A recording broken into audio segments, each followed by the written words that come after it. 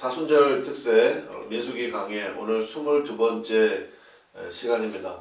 오늘은 정결의 물 만들기, 정결의 물 만들기라는 제목으로 우리 함께 은혜 나누기를 원합니다. 오늘 본문 말씀은 민수기 19장 전체가 되는데요.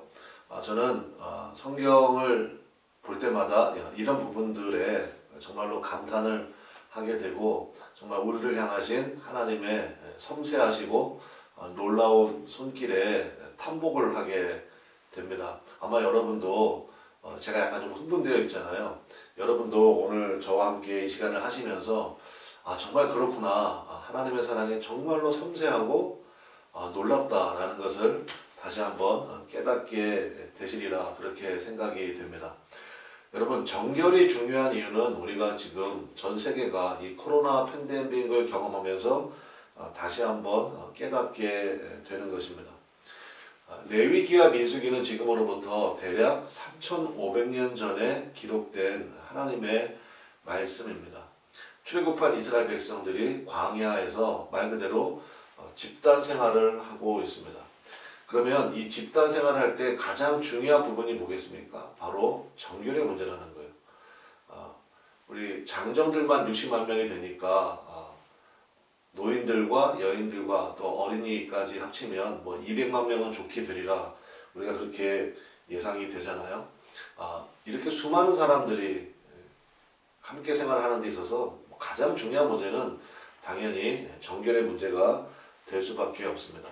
그래서 레위기에 보면 이 정결법이 굉장히 자세하게 기록이 되어 있습니다. 예를 들면 시체를 만졌다거나 그 다음에 어떤 질병에 걸렸다거나 특별히 유출병 같은 경우에는 하나님께서 정말로 꼼꼼하고 세세하게 일단은 그 사람을 격리시키는 거예요. 부정하게 되었다 이렇게 얘기하거든요. 격리를 시켜서 그 과정을 거쳐서 다시 공동체에 들어올 수 있도록 그리고 정하게 되었다 이런 과정들을 하나님께서 세세하게 기록해 놓으신 것을 볼 수가 있습니다. 지금 광야 40년을 지나고 있잖아요. 수많은 사람들이 함께 생활을 하고 있고 그 다음에 무엇보다도 우리 앞서 살펴본 것처럼 하나님 앞에 원망하고 불평해서 심판을 받게 되는 그러한 일들이 많이 있었습니다. 또 시간이 흐르면서 자연사하는 사람도 많이 생겼을 것입니다. 그러면 당연히 이 부정함의 위기에 처할 수밖에 없잖아요. 그래서 하나님은 이 부정에서 깨끗하게 되는 수단을 주셨는데 그것이 바로 정결의 물이라는 것입니다. 그래서 그 과정들을 통해서 다시 한번 공동체에 들어올 수 있는 정결하게 되는 과정을 주셨는데요. 그런데 오늘 민수기 19장을 통해서 그 과정을 굉장히 아주 심플하게, 간단하게, 간편하게 하나님께서 만드시는 그러한 내용입니다. 그것이 바로 이제 붉은 암송아지의 제, 뭐 이렇게 우리가 이제 이야기할 수 있는데요. 그러니까 이것은 뭡니까? 그러니까 정결에 대한 분명한 경각심을 주시는 거죠. 우리가 지금 사순절 기간을 보내고 있잖아요. 사순절은 예수님께서 나를 위해서 십자가에 달리신 것을 우리가 기억하고 또 우리에게 주신 예수님께서 말씀하신 것처럼 누구든지 나를 따라오려거든 자기 십자가를 지고 나를 쫓을 것이니라 이렇게 말씀하지 않으셨습니까? 그럼 예수님의 십자가, 속죄 이것이 중요한 이유는 무엇입니까? 우리가 그것을 묵상하는 이유는 무엇입니까? 그만큼 죄라는 것이 정말로 무서운 것이구나. 우리의 삶의 모습을 완전히 송두리째 망가뜨릴 수 있는 것이 바로 이 죄라는 것이구나. 이것을 다시 한번 우리가 깨닫게 되잖아요. 그러니까 죄가 얼마나 무서운지를 보게 되면서 동시에 예수님의 십자가의 구속의 은혜가 얼마나 놀랍고 감사한지를 우리가 고백하게 되는 바로 그러한 기간이 사순절 기간 아닙니까? 마찬가지라는 거예요. 하나님께서 정결을 자꾸 얘기하시는 이유는 뭐냐? 부정함의 문제가 만만치 않다는 것입니다. 공동체 전체를 무너뜨릴 수 있는, 여러분 소돔과 고모라가 무너진 이유는 왜 무너졌습니까? 정결에 실패했기 때문에 무너진 것이거든요. 그래서 하나님께서 정결을 계속 말씀하실 때 참 하나님 까다로우시다 뭐 이럴 게 아니라 이스라엘 백성들은 경각심을 갖게 되는 거죠. 정말 이 정결의 문제가 중요하구나. 그런 경각심을 주시는 동시에 그 과정은 굉장히 심플하게 만드셨습니다. 그래서 어떤 분은 이 정결의 물을 이렇게 얘기하시는 분도 있더라고요. 인스턴트 속죄제. 우리 편의점에 가면은 인스턴트 식품 같은 것들 있잖아요. 그래서 민수기 19장에 나오는 이 정결의 물 만들기, 이것을 하나님께서 주신 인스턴트 속죄제, 뭐 이렇게까지 설명하시는 분을 제가 본 적이 있는데, 저 그것도 일리가 있다고 생각합니다. 바로 그런 거예요. 그래서 여러분 한번 생각해 보십시오. 지금 광야에서 가장 귀한 게 뭐죠? 사막이잖아요. 사막에서 가장 귀한 게 뭐예요? 물 아닙니까? 그러니까 일단 세탁에 번거로우면 말할 것도 없고요. 뭐 마실 물도 없으니까. 그래서 하나님께서 아주 간편하게 사용할 수 있는 그러한 정결의 물을 만들도록 하신 것입니다. 그래서 방법은 우리 제가 칠판에 정리해 놓은 것을 보면서 우리 한번 생각해 보도록 하겠는데요. 세 단계를 거칩니다. 그래서 자, 오늘 정결의 물 만들기라고 했죠. 첫 번째는 뭐냐? 붉은 암송아지.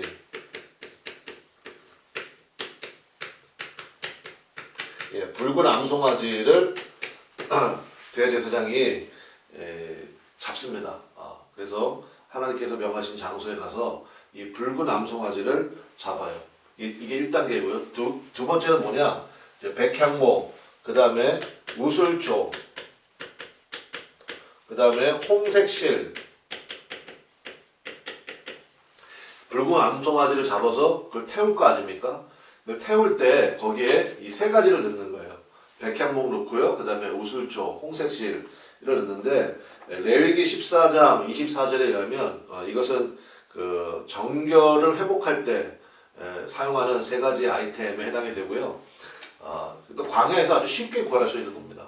뭐 광야에서 구하기 어려운 것을 하나님이 넣으라고 하시는 게 아니라 광야에서 굉장히 쉽게 구할 수 있는 그러한 재료들이라는 것입니다. 이것을 이제 그 같이 집어넣게끔 하셨습니다. 그래서 지금 여기 백향목이 들어갔잖아요. 그러니까 나무를 집어넣었다는 것은 뭐냐? 거기서 나오는 이제 그 재가 있을 거 아닙니까? 이게 핵심이에요. 이 재. 이 재를 다 태우니까 거기서 나오는 재를 보관했다가 그것을 물에 섞는 것입니다. 그래서 그걸 일정한 장소에 보관하고 그것이 바로 뭐가 됩니까? 정결의 물이 됩니다. 특별히 이것은 이제 시체를 만져서 부정하게 된 경우에 그런 경우에만 해당이 되고 오늘 민수기 19장 11절부터 22절에 그러한 적용의 예가 아주 자세하게 설명이 되어 있습니다. 여러분이 저와 함께 이 시간을 하시면서 사실 제가 여러분에게 가장 원하는 것은 뭡니까? 여러분 스스로 민수기 말씀을 묵상하는 거예요. 그래서 저는 이제 성경 읽는 것은 지금 이 시간에는 안 하고 있잖아요. 여러분이 읽으시는 겁니다. 제가 여러분에게 드리는 이러한 설명을 조금 참조하셔서 여러분이 성경을 직접 묵상하시고 또 성경을 사랑하게 되는, 저는 이제 거기에 조금 더 도움을 드리는 거죠. 그래서 이 세 단계를 거쳐서 정결의 물을 만들게 하셨습니다.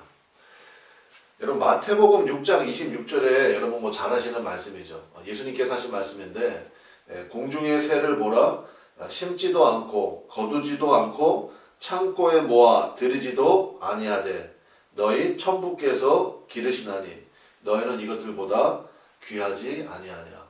쉽게 얘기하면 두말할 필요 없지 않냐. 공중의 새, 그 다음에 들에 핀 백합화, 이거 보라는 거예요. 누가 심지도 않고 그 다음에 뭐 거두지도 않고 뭐 누가 꼬박꼬박 가서 그 모이를 주는 것도 아닌데, 여러분 가끔 좀 보십시오. 하나님께서 주신 이 자연 가운데 가끔 나가셔서 하늘에 날아다니는 새를 좀 보시면서 그래 정말 우리 하나님 아버지께서 너희들을 기르시는구나. 그러면 걔들이 그럴 거예요. 짹짹짹 그러겠지만 물론 이제 우리는 이제 아멘 아멘으로 들으면 되겠죠. 들에 핀 백합화, 들에 핀 그런 들풀도 보면서 야 하나님께서 입히시는구나. 예수님이 그랬잖아요. 하물며 너희일까 보냐. 너희를 기르지 아니하시겠느냐. 여러분 광야 40년을 지내고 있잖아요. 먹을 게 없어요. 사실은 다음날 얼마나 불안하겠습니까? 오늘은 만나를 먹었어. 근데 내일 먹을 건 없어요.